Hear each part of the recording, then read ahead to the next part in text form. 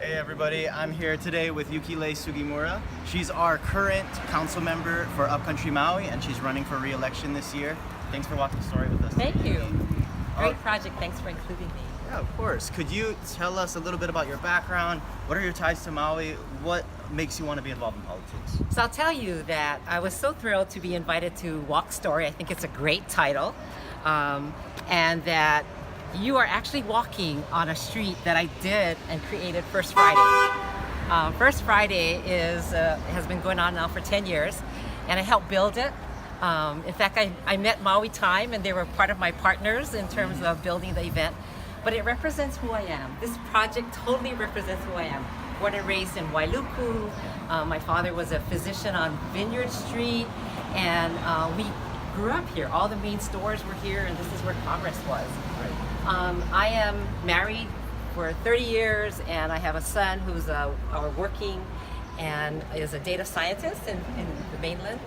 And that is really the foundation of who I am, which in terms of community, family, values are all part of this. And I'm so thrilled when you told me that you're going to walk down Market Street from Main all the way down to Vineyard, because it is truly the path of First Friday. And I walked here many, many, many times, or many years, actually 9 years that I did this.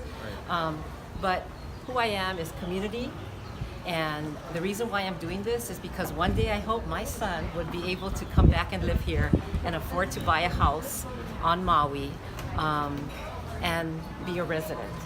So I hope to provide that opportunity to the many people on Maui who live here and cannot afford to buy a house. So my main thing, Axel, for why I'm running is for people like you and my son to one day be able to buy a house or have affordable rental, because we have a shortage of rentals. Right. And so one of my main platform that I've been running on is to support working families like us who want a chance to have a better life always.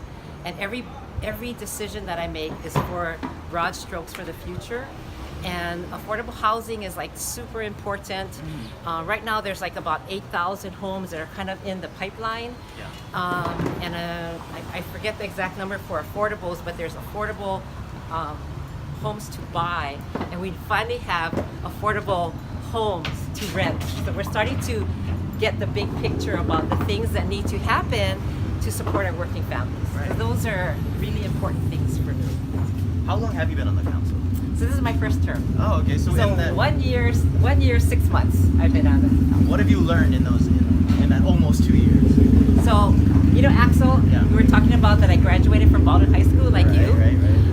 And I feel like I'm back in college getting my degree for how to, it is an ongoing process of learning. And I think that that's the most important thing. Every time I sit in the council chair, I feel the weight of the responsibility to represent you, the voice of the people, and I'm always studying. I'm always studying to learn about issues, and that is probably a big responsibility to understand the issue and the topic and what the impacts are, right? Because sometimes you make a decision and there's unintended consequences, and it affects people who we represent in big ways. The other thing is, somebody told me when you get on the council, or if you get on the council before I was elected, it's going to be like you're married to 8 people, right? And how do you negotiate and deal with 8 people? And that is another big lesson that I had to learn. It's about, we represent the people, but if you want something to be passed, I mean, how do you talk to your fellow council members so that you can get them to vote with you? Right. And you can't talk like this. We can't talk like this because it's against sunshine law. So everything we do, we have to do it on the council floor. And that's something I knew about it, but you don't really expect until you get there. Right. And it's the sunshine law. But it's how we live our life and important things that are part of the council that makes us work as a body. Yeah, and of course there's a lot of interest in the community too, between cultural groups, environmental groups, developers, working families. How do you try to balance the needs of all these people in the community? So we have, I think the way that we address a lot of that is our budget. Yeah. So we're responsible for, as you know, a $758 million budget. And we have pots. We designated $38 million to help nonprofits. So that's how we reach out to nonprofits who help our residents, right? Or we did, I think we did 16 million for watershed projects. Yes. And those are, environmental groups. Or we did assistance with Koki Frog and Myconia.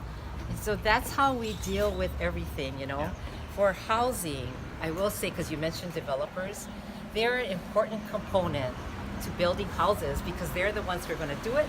And I wish that the county would provide infrastructure money, because I think that's a big, big expense, which gets passed on to the residents. So I wish the county would step up and use our great bond rating and maybe do some infrastructure installations or help developers that way. But they're really important, to get us to where we want to go to help our people. Okay, quick question, Yuki. Okay. What's your favorite thing about Maui? I love the people. I love the community. Yeah. And I just want to say, I just so happy that you're on my favorite street, which is, First Friday. And thank you for inviting me All right, to and this. thank you for being with us today. Thank you. Remember to vote in the primary August 11th, the general election November 6th.